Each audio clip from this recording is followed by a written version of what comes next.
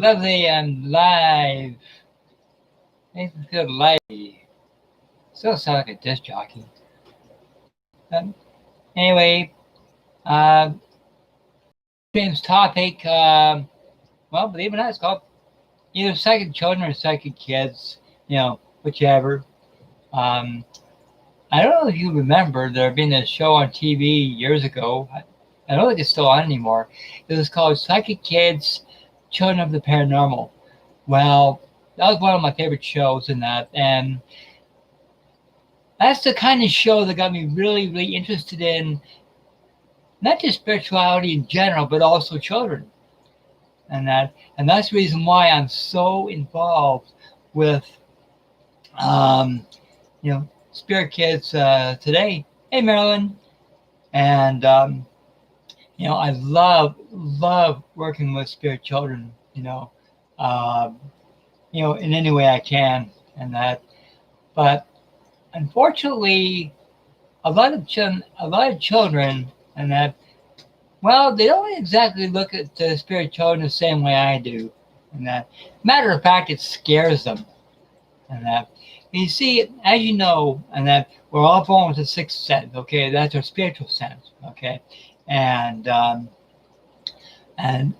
usually when it comes to children, anywhere between, I think it's 5 or 6, right up to, I'd say 11 or 12, maybe even 13, before puberty kicks in, basically. Now, when it comes to each age level, it depends on the age of the child as to how they respond to, spirit kids as well as spirit adults. And that naturally for a little kid, say around 6 years of age, sees a spirit child, they won't really understand. They can't really comprehend what they're looking at. Okay, because they haven't been taught the difference between a physical child and a spirit child. Okay, and whenever they see a spirit adult, well, they would automatically attribute that to an intruder, and that can be pretty traumatic for a child. And of course, when the child goes to the parents and says, "Mommy, Daddy, there's a kid in my room, there's an adult in my room, and he won't leave me alone," what's the first thing that the parents attribute that to? An overreactive imagination, naturally. And I really feel bad for the children because, all they can do is share the fear of what they saw, and that's it. Like they think, oh, what if Mommy and Daddy don't believe me? What if they think, oh, you had a bad dream or something like that? That could be traumatic for a child. And I've seen that in so many cases, and that I feel sorry for them, And well, when it comes to my suggestion, not to the child, but to the parents, I would suggest if you haven't done so already, whenever your child says, regardless of age, whenever your child says, "Oh, I've seen a spirit child or a spirit adult in my room," and that, instead of attributing it to having an overly imagination or they're just seeking attention, rather get your child to describe this child or this adult to them. Say, okay, what do they look like? What color is their hair? What kind of clothing were they wearing? What color clothing? Did the child speak? If so, what did the child say? Did the child give her his or her name? Or did the adult give his or her name? What were they wearing? And if they were talking with you, what did they say? Like, were they asking for help? Were they looking for attention? Try and get as much detail as you can without making it scary. Okay. And ask your child, okay, the next time the child comes in, ask his or her name, like full name, and say, okay, Where did you go to school? Where did you live? Did you live on a farm? That's just the basic questions and that. And if your child comes back and starts giving detailed information about the adult, about the child, then you'll know that it's not their imagination, because there's no way their imagination can conjure up such details. Okay, so by them giving the parents the details that's needed, like the age of the child, the name of the child, where they went to school, the parents' names would be even better, and that what was the name of the street they lived on? Did they live on a farm? Whatever details. And then what the parents can do is not research the house that they live in naturally, but research the land, research the area. See if there's any records of there being a farm, if a child died prematurely, and also if you can get the last name of the family, that's even better. So, okay, just for example, okay, let's say the kid's name was Billy Smith, common name. That's all I can think of. Okay, how many Smiths live in the area? Okay, did Billy go to this school? Was there a Smith farm? Was the father's last name Smith? What was the father's first name? And chances are there's going to be records in the town records of that family. And you see, once the parents get even more information on this child, on this adult, that's even better, And but you see, even if this child, the spirit child or the spirit adult, that their ID is validated, that okay, there was a Billy Smith, there was a Smith farm, the child, passed it some, I don't know, illness or accident, okay, that's on record, okay. Now, it doesn't mean that the whole thing's over and done with. What basically is you got two children, okay, a physical and a spirit, okay. Well, regardless of if they're living or not, okay, you got two children, and see, children attract children. Okay, what they're looking for, especially the spirit child, is they're not looking for someone to say, okay, I exist and stuff like that. No. What they're looking for is they're looking for a playmate, someone to play with. Because it could have been years or decades since the spirit child had a chance to play with anybody. And now that they found another child, they found a playmate. Okay? Now, there's nothing negative about that. Okay? Hey, Tinker! And that. You see, there's nothing wrong with a physical child having been upon with a spirit child and vice versa. There's nothing wrong with that. In fact, I think that's kind of cute. And that as long as the spirit child, okay, knows enough not to bother the physical child while the physical child is sleeping, okay, there's got to be rules. Just like when it comes to the adult, well, that could be a little more traumatic because, there's a lot of not nice adults even back then. And from the research that I've done, and from the TV shows that I've watched, and that a lot of these adults, especially one episode where an adult came to a child, and the guy was absolutely dripping with blood. He looked a mess, and I think he worked in a mill or something. And what happened was he fell into a machine, and he was killed instantly, and he was really, not to be graphic, but he was in bad shape. He was mangled.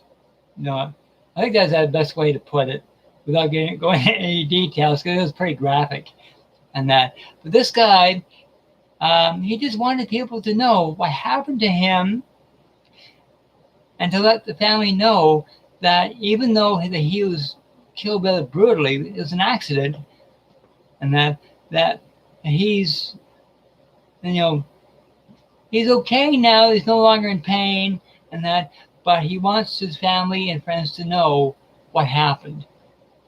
So he basically, all he wanted to do, he wanted to deliver a message. That was it.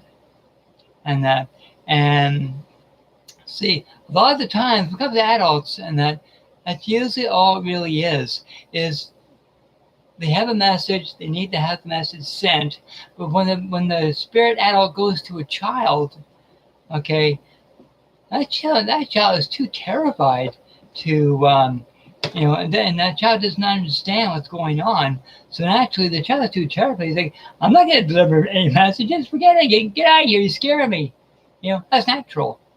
And that's when I would recommend to the family of, the physical child, and that contact a psychic medium, pay them a visit, and that, if possible, and to connect with that spirit adult, say, okay, I'll deliver the message. It's time for you to move on.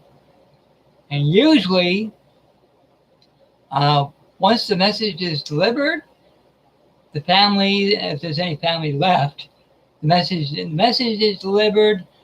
The person said, okay, now that what I want done is accomplished, okay, now I can, move on, cross over, whatever, and that.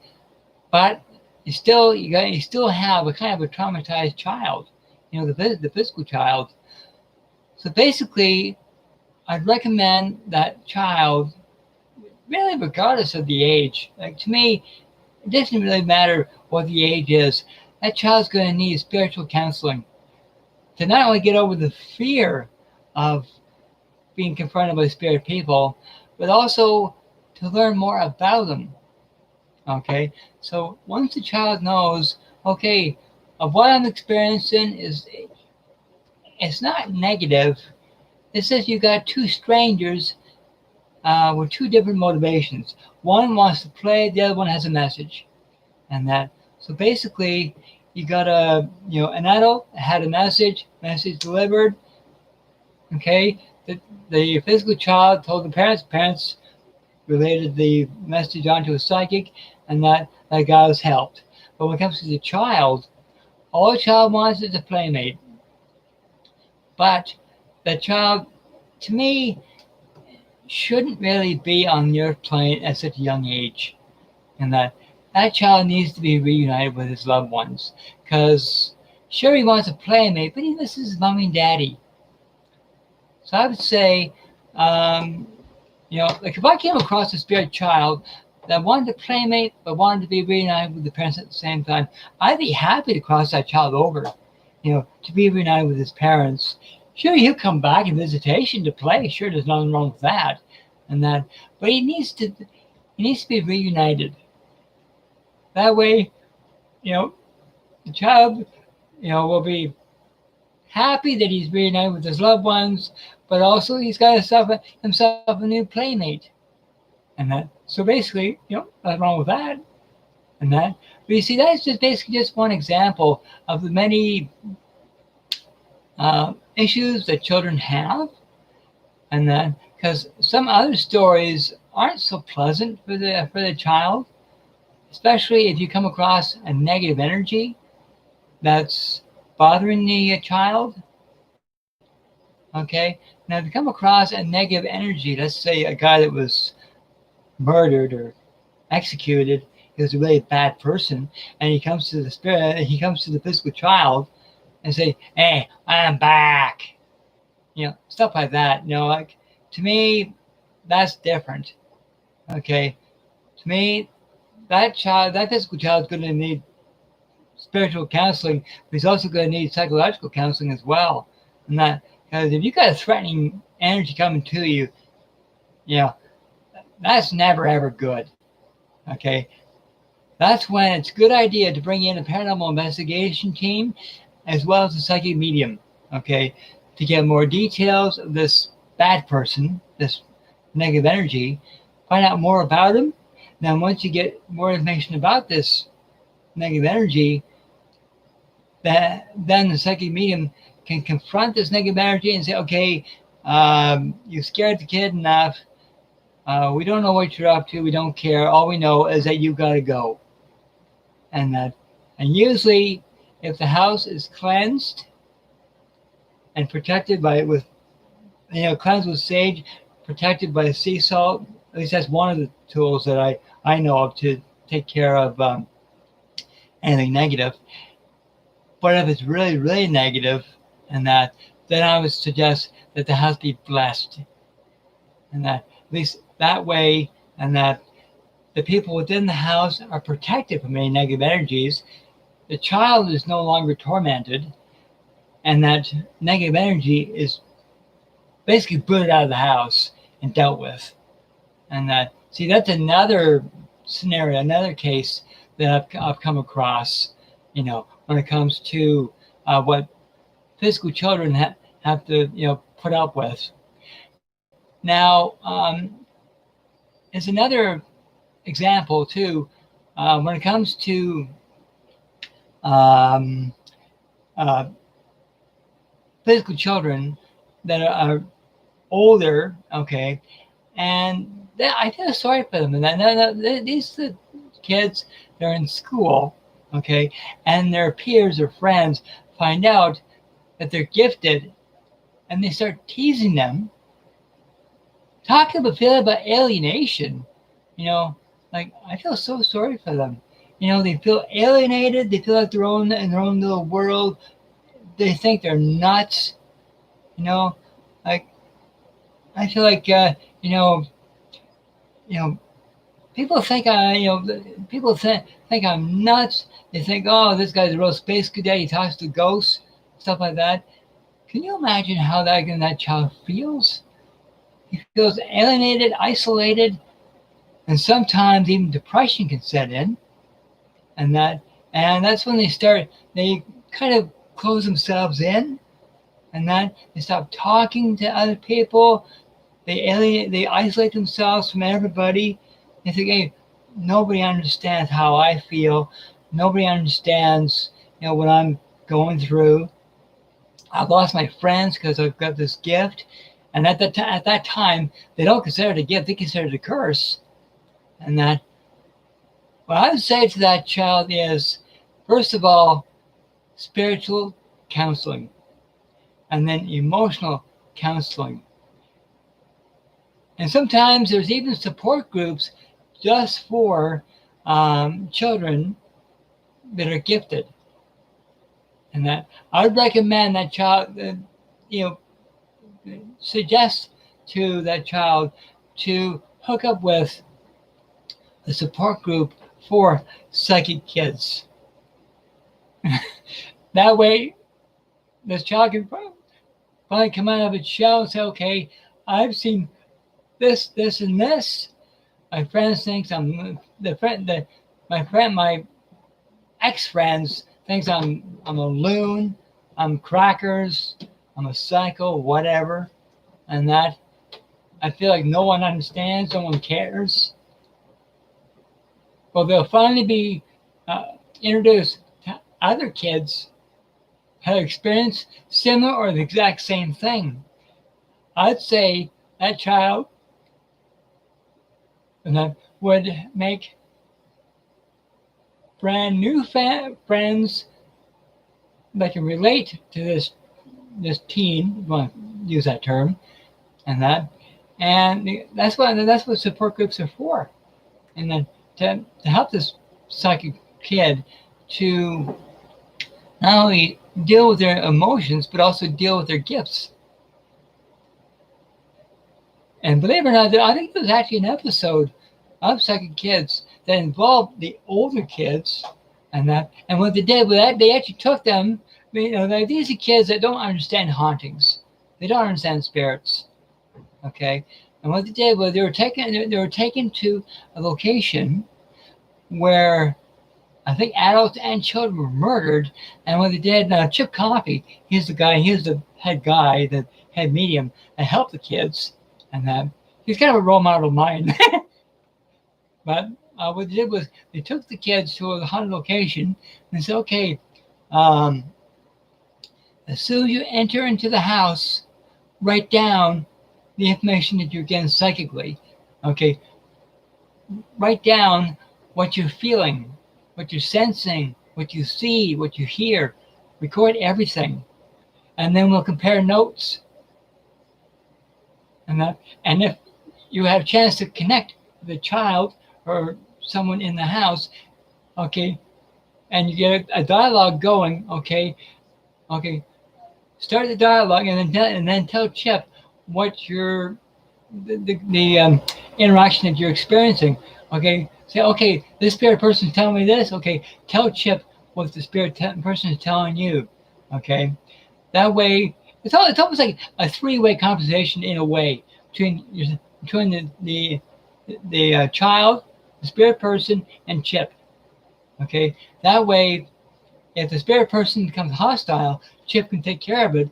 But if this spirit person is just chatting away, you see what this is doing for the second child is it's building the kid's confidence, knowing that talking to spirits is not a scary thing as they thought it would be, and that it's not scary. In fact, it's fascinating, and at the end of the investigation, the children will think, "Hey, this wasn't scary at all. This is fascinating.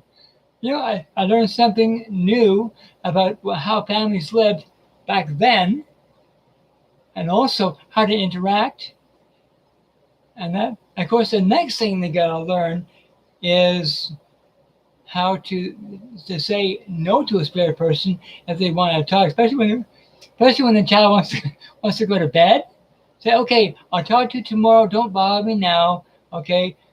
And then, especially for kids that are very gifted, and because you don't forget, in the spirit world, and that when it comes to a child, and that because they're gifted, okay, they are a light beacon, okay, and spirits are attracted to that light beacon, just like moths are to a flame, okay. You almost become like a spiritual magnet, and because children don't understand that, and that it has to be explained to them in a way they understand, whether it's 6 years of age or 12 years of age. I know it could be a scary thing for them to, sink in, but once they realize of what they can do, and that it goes from being terrifying to fascinating, but believe me, and that it's something that you learn over time. Okay, it's kind of a lifetime education. Because I'm still learning, and that I love working with spirit children. That's a real passion of mine. But I learn something new every day, but like I said, that's the reason why if you ever get a chance to watch that show, Second Kids, watch it.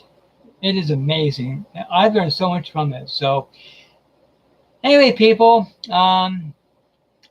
thank you very much for watching, and for people in chat for listening to me. You're amazing. And I don't know what the next stream is going to be or when, in a few days or something. Don't know yet. But this is one topic that I've had for the past 2 or 3 days that I really want to get done. And because my connection with spirit children is so strong, and this stream means a lot to me, and that. So anyway, people, if there's something in this stream that you disagree with, please leave it in the comments. Please leave in the comments below if there's any suggestions, any ideas, any examples that you want to share in the comments, please. And that, because I really want to get your input as to what you've experienced. Okay, because the more I learn, the more you learn. So please, comments, please, I beg you. And for those who are new to this channel or new to watching this, Please like, share, and subscribe. Hit notification every time when I go live. You'll get a notification. And until next time, thank you so much for joining me. Please stay safe with this crazy pandemic. And until next time, my dear friends, love and light.